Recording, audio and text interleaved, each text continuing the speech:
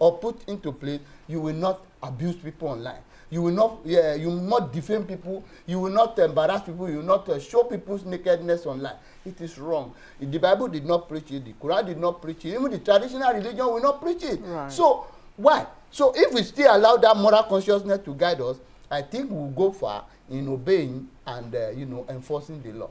Right. So what should be the work relationship between these three agencies that are responsible for this code, as well as the managers of those social media platforms themselves, because they also have a responsibility for Nigerians. Remember that before now, it was just because of issues around fake news that WhatsApp also decided to alert you when a particular message has been forwarded more than 3 times. It will tell you forwarded more than 3 times. Yes, or yes. it's a broadcast message. So sometimes you know that these things, you're not the first person getting some of these things. So let's look at how our agencies here can also collaborate with those digital platforms. You see, the greatest problem we have in Nigeria is not being honest.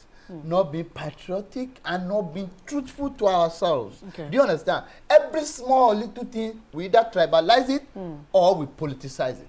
There are some things that government have done, you understand, reasonably and honestly. But people say, oh, it's because it's a social party, because it's an Igbo man, because it's an Hausa man. No, it is not so. If you hate a Yoruba man will hate you. If you hate an Hausa man, it's going to react. If you hate an Igbo, they will react. Now, do you know there was a time an armed robbery happened between Ikire and Ilesha?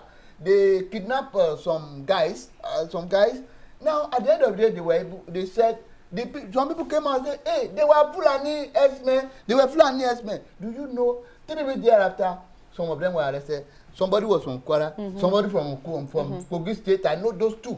They are Yoruba guys. They are not Fulani headsmen. The one Olakunrin, whatever this. Yes, I think it was in a chieftain of this. Yes, APC. Yes, one chieftain of this thing from it was the daughter was killed somewhere close to Akure. They said they are elders men. At the end of the day, they found out it was not so. They were even Yoruba people that perpetrated the act. Do you understand? The one that the massacre that happened in church in Owonko, they said it's elders men. They were not related to earth. So people don't see things.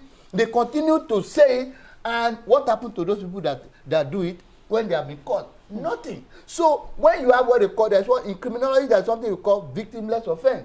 Until the advent of social media, there was rape every day. There were rapes every day, but people don't come out because of this stigma.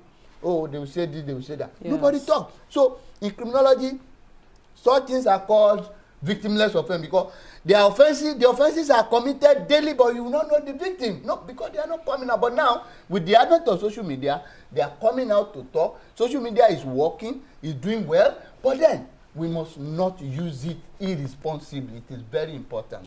Follow the law. So you are commending the effort of the federal government now shutting down these 30 million social media accounts? I am commending it partially because they have not followed the due process. Okay. The code is not superior to our constitution, but the other way around. Our constitution is superior to the code. They should have gone to court to legalize or legitimize the code. All right. The action taking for portion to the code. It is very important, but we must regulate social media. And that's what they call hate speech. People should desist from this. Let our law work. Let people be punished for committing offenses. Not just raise it, and because he has political affiliation or religious affiliation or tribal affiliation, you let him go. No, that's not the way to go. All right. I would have to leave this conversation here this morning. Thank you so much, Barrister Kabir Akingbolu, for being here on the program. It's always a pleasure when we have you here on this platform. Of course, we've been speaking with a lawyer and a political affairs analyst who's taking us through, commended the federal government for taking this step, but again says there is the need for the federal government and its agencies to validate this in a court of law. We do hope that, of course, they will hear this so that everybody's rights can be protected by the laws of the Federal Republic of Nigeria. We'll take a quick break. When we return, the conversation continues.